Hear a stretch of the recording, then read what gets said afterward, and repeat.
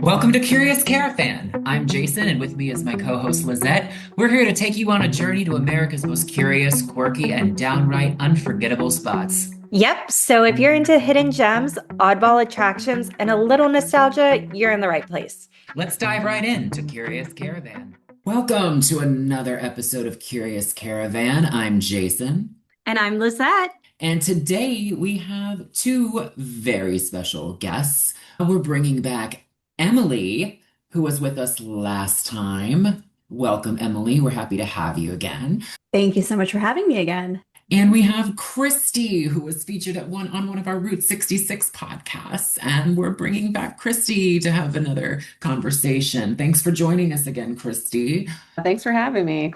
Today's topic, locations made famous by film or TV, places you can still go to and enjoy. And to kick things off, I could start in good old Florida, where I live. And one of the movies that comes to mind is, I don't know if you guys knew this, but they shot The Great Expectations from 1998 with Gwyneth Paltrow, and they filmed it at the Ringling Museum of Art at the Carrizon Mansion. It actually was a little bit of a controversy here when they filmed it because they had to basically repaint the entire mansion to look like the rundown mansion from the book that the widow lived in. And they had promised that they would be able to fully restore the mansion back to how it was previously, but they didn't. It actually damaged the mansion, and there was like millions of dollars of restoration to get the mansion back to where it was pre-filming. So it actually triggered a situation where now filming in Sarasota is extremely, extremely expensive. There hasn't been much shot in Sarasota itself, just because the Sarasota Film Commission is really, really picky now. Oh, no. Almost Wow. take down the mansion. With Christie, I'm sure you being involved in productions in Los Angeles, you can totally understand. Go sideways. Yeah, I did one time I did like an indie horror film with my friends, and I remember we had to spray like this fog stuff on the inside of the windows, and when it came time to clean it up, it would not come out. I mean, like, and it was an Airbnb type rental, Oh no. and yeah, we were all scrubbing these windows trying to get the stuff off the windows. It was insane. But yeah, it wasn't great. The owners were there too. They were like sitting there watching us scrub their Um, windows. it was really interesting because I was doing in '98, I was doing community theater at the time as a kid. And I was in a local production of Oliver at the time with somebody who was in this movie. And this girl was playing the young Gwyneth Paltrow in a flashback scene. So it was kind of like the talk of the town at that point, because it was the first time a major production actually shot in the city. But then it was a big deal and the talk of the town for all the wrong reasons afterwards. And then, of course, being in Sarasota, I would say we're most identified right now with the MTV reality show Siesta Key, which shot in Sarasota and Venice and Bradenton. I always took issue with that show because I don't feel it really accurately portrayed Sarasota or Siesta Key even, because it was funny. They treated Siesta Key as almost its own like entity or city there, which it was, they basically cobbled together. It was like a patchwork of, oh, we're shooting in Venice, we're shooting in Bradenton, we're shooting in Sarasota, but we're going to just continuously call it Siesta Key. But they did shoot a lot around here until they decided to go to Miami and then called it Siesta Key, Miami, which made no sense. It did put Sarasota on the map, but I will say during the filming of all of that and during the height of that show, it did bring a lot more tourism down, especially to the beaches, because everyone wanted to experience Siesta Key. Now, whether they were experiencing the reality show version or not, that's up in the air. Like, I wonder how many people actually set jetted as a result of Siesta Key and were gravely disappointed that it wasn't the spring spot that they thought it was. It really is funny. Even watching the back and watching the trailers for that show now, I was like, oh my gosh, it's so inaccurate in so many in so many ways. But I mean, that is television. And this one felt very manufactured the way they kind of patchworked it together here. It wasn't like the typical Sarasota Siesta Key experience, I would say. And I think people who did come down here for spring break or for summer probably were slightly disappointed, because all you're really going to get met with are extremely long lines for parking at the beach. But Emilie, I know that you have been to and experienced places in Florida. Yes. Yeah, one of the interesting parts about my time here is getting to travel a lot around Florida and filming for tourism in and around Florida. And of course, by nature of that, we've come across so many different former film locations for a variety of different movies in particular. Most notably, and probably most easy to get to as a tourist, Kennedy Space Center, parts of Of Hmm. Apollo course. 13 and Armageddon were filmed at that location, which is pretty cool. And of course, that is a viable tourist attraction on any day when you're visiting the Space Coast. Slightly less glamorous, I'd say, of a destination for tourists, but nonetheless interesting. Edward Scissorhands actually filmed in Lutz, which is near Tampa, sort of in the St. Pete, Tampa area.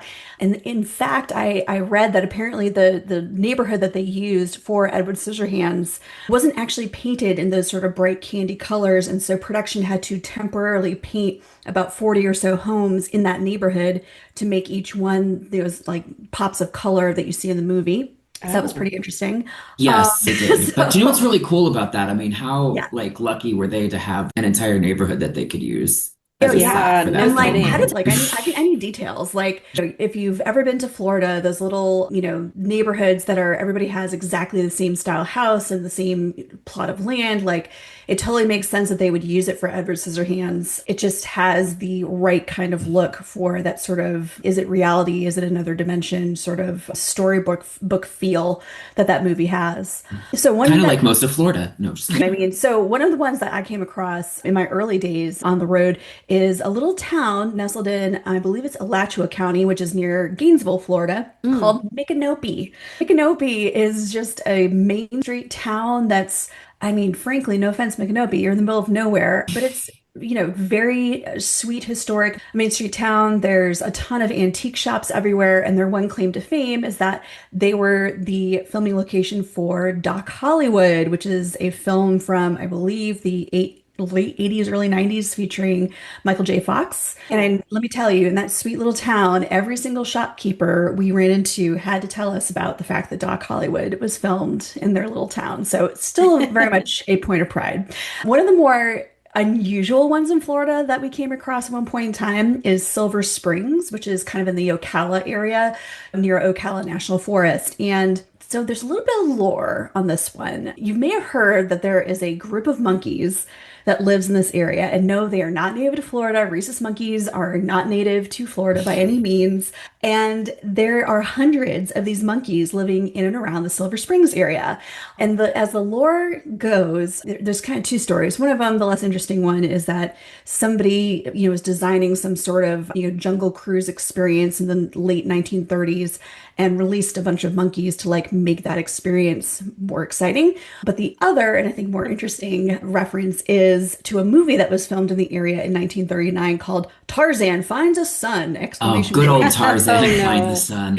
And they Good old apparently one. had a bunch of monkeys that they did not actually end up using for the film, and they just released them. And there are no natural predators apparently for these monkeys, so they've just continued to populate and whatnot. Apparently, if you go boating or snorkeling or whatever in Silver Springs, you will frequently come across these monkeys who will, huck things at tourists as they paddle by. So, Do you know what's really interesting too is apparently that was like a big thing like back in the old Hollywood days of where they would just release the animals release after them. during the filming. Like they were like, oh well, we're done. It's too hard to like pick them all up. So just boop, off you go into the sunset, which is crazy because to think about that today, So they didn't have like trained monkeys, they just were wild it monkeys. Like from the background that I was seeing, if the Tarzan fable is true, they just kind of snapped up 10 monkeys and brought them in Oh for my production. And goodness. apparently they just wound up never using them, which is kind of wild. But That is crazy. now we have a nice colony of them here. I know So now we have nice thank you, colleagues in Tarzan here. finds a son.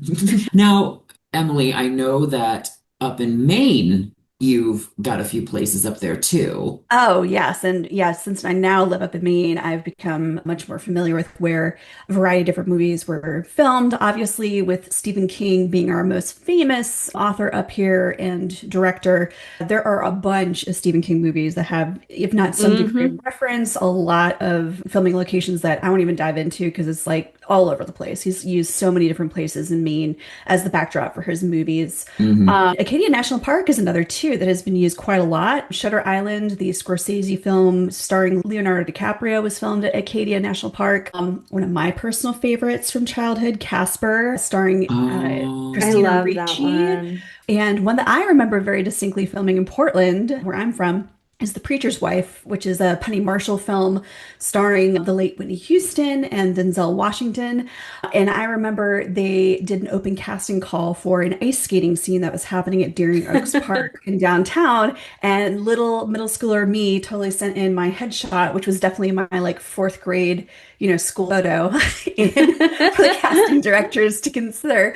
So, that was definitely one that really swept through our little towns and everything like that. It was very exciting to have this big production come to town. well, I have a shared experience in that, but I auditioned back when I was a kid at 5 years old for Dennis the Menace because Sent in a headshot and like got a callback audition. we did the whole video audition and the Ah. headshot audition and all of that stuff because it was like a open casting call for like every little skinny blonde-headed boy that you could imagine who could possibly be Dennis the Menace. And it's funny because when I look at that movie now, I had like that same haircut and look so similar to the kid who got it. I mean, not bitter at all about it, but that was a very popular casting call back then.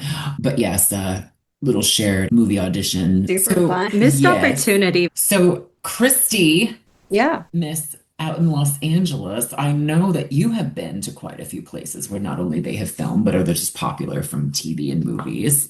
So I have kind of a funny story about filming at a restaurant in LA. So I worked on a season of Real Housewives of Beverly Hills, and Hmm. we had our first, the season started in February, so it was pretty chilly. I know it's not as cold as, Maine, but it was a cold, wet winter that year. And it was our first all cast event. So if you watch the show, you know that they do these all cast events where all of the women, all of the cast members are supposed to go to this, event and argue and have a big blow up, whatever. But this first event was actually kind of a celebration. It was Crystal Minkoff's birthday, and we were going to Yamashiro, which Yamashiro is this like really awesome restaurant that's up on the top of a hill. So it's almost like 360 panoramic views and it's Japanese inspired. So it's really beautiful, really ornate, and has been a filming location for different movies like Kill Bill, Memoirs of a Geisha, Gone in 60 Seconds, True Detective, Selling Sunset. So it's a really beautiful filming location. The only problem with it was we were kind of a large crew. So we couldn't all fit in the restaurant. So we had to set up these like pop-up tents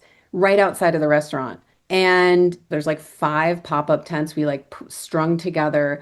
And we also, during this time, it was the COVID time. So we had people testing for COVID and they were asking all of the guests at the party to get COVID tested before they went in. And there was a huge storm scheduled for that weekend. So as production, we were trying to convince everybody to postpone it, but the creatives were gung ho that we had to do this event, of course. So we basically were freezing cold in torrential downpour, standing underneath these tents for hours and hours while everyone was inside filming Crystal's birthday party. And I don't even think it aired. It was only for a couple minutes as like a flashback. So yeah, it was so crazy. It's a good place like for anyone to go check out and eat. It's a great restaurant. It's so beautiful. Yes. But yeah, there's other places. There's also Circus Liquors is you drive by it all the time if you're driving through North Hollywood, and it's the infamous scene in Clueless where Cher gets robbed at gunpoint. I mean, like it's a liquor store. It's not like something crazy, but it is, yeah, you see it and you're like, oh, Clueless. There's Point Doom Beach, which I've been to plenty of times in Malibu. They shot Planet of the Apes there. And then there's Heritage Square Museum, which every year they host like this like witchy kind of market that I go to. Ooh. It's very fun. Yeah, it's all sort of like metaphysical stuff. But basically what it is they took these old 19th century Victorian homes and it's almost like it's like a park, but then they took the homes and like plopped them in there.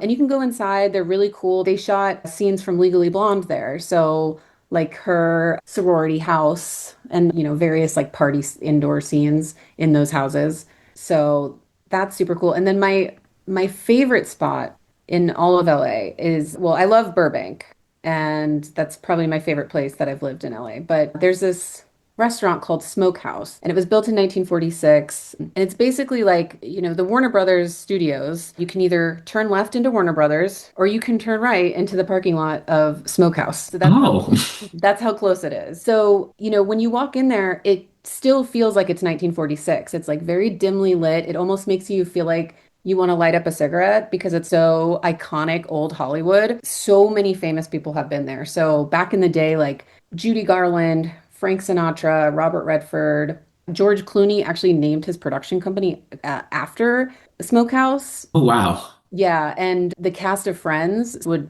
regularly walk over to Smokehouse and have dinner.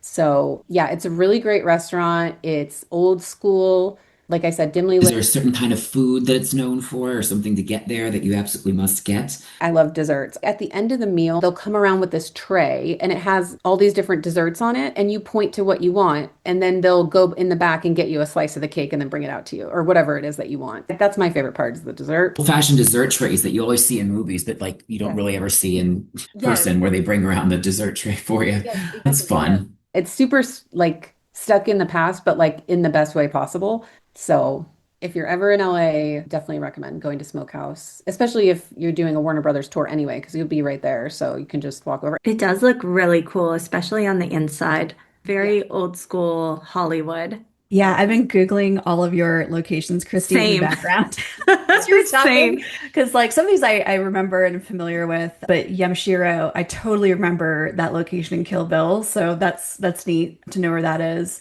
And yeah, Smokehouse I was not familiar with, but seems very Yeah. Yes, yeah, it's great. I actually really am still wondering about all of the spots that Stephen Hawking's been filming at. That's all. That was my one you mean comment. Stephen King, not Stephen Stephen Hawking, right? King.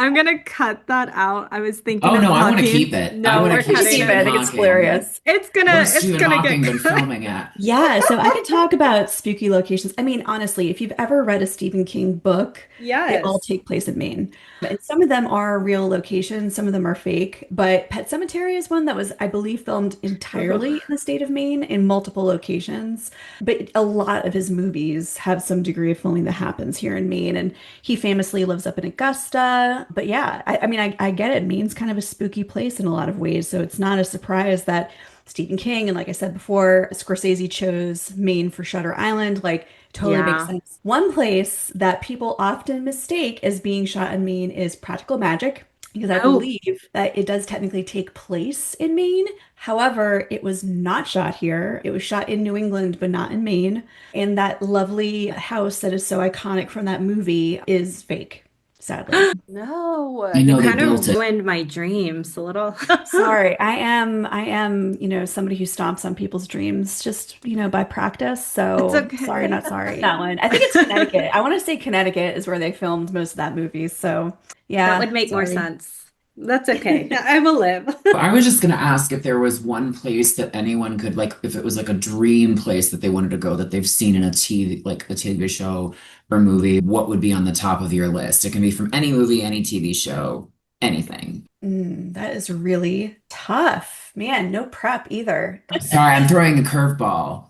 I do have one that's always, always, always been on my list since I was like 12. Hmm. And I really want to go to where they filmed the one iconic scene in Pride and Prejudice. It's Temple of Apollo. It's out in like Wiltshire, England, and it's just Hmm. beautiful. You can do like ground tours. A lot of people get proposed to there, obviously, but ever since I was young, I've wanted to go there and Bath, England. I'm sure it's not the same as it is in all the Jane Austen films, but that's me. That's where I would want to go. I really love Twilight, so I want to go to Same. Forks, Washington, and Ooh. also I do want to go to Wilmington because I love One Tree Hill.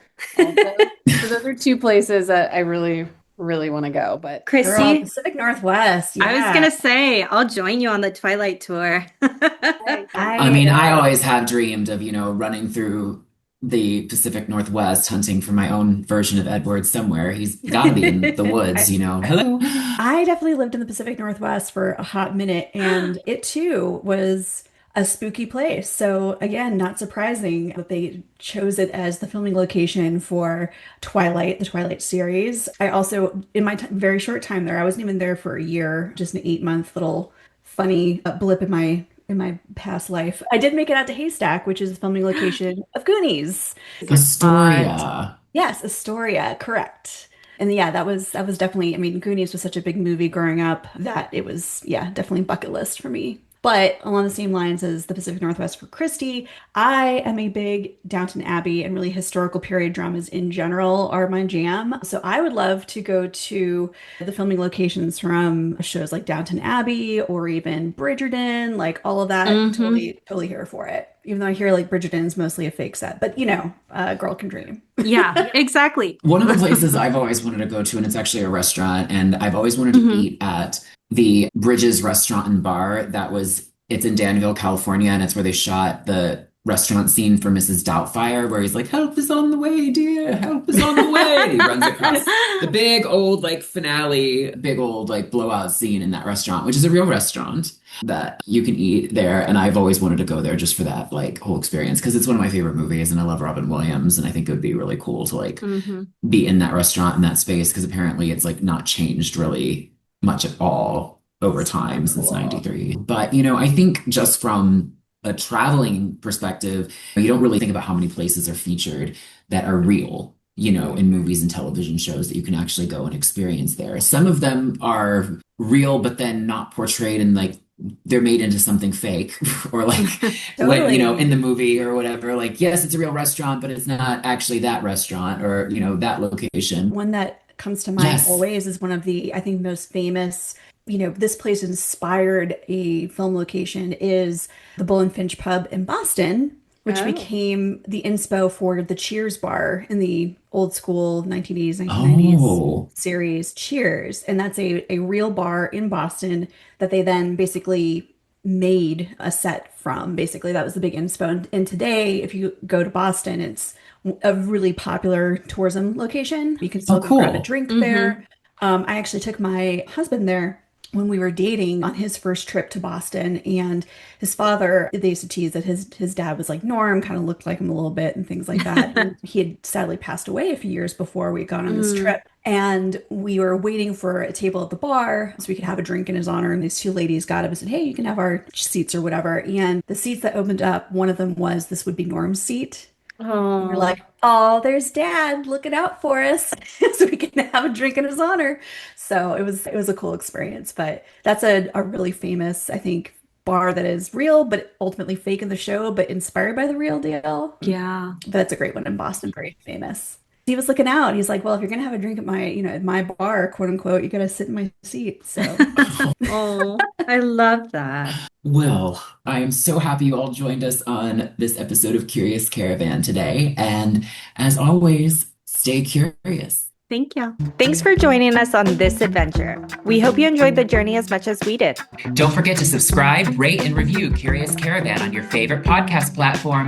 It helps more curious minds like you find us. And if you're hungry for more, follow us on social for extra content and behind the scenes sneak peeks. Until next time, keep exploring, keep being curious, and we'll catch you on the next episode of Curious Caravan.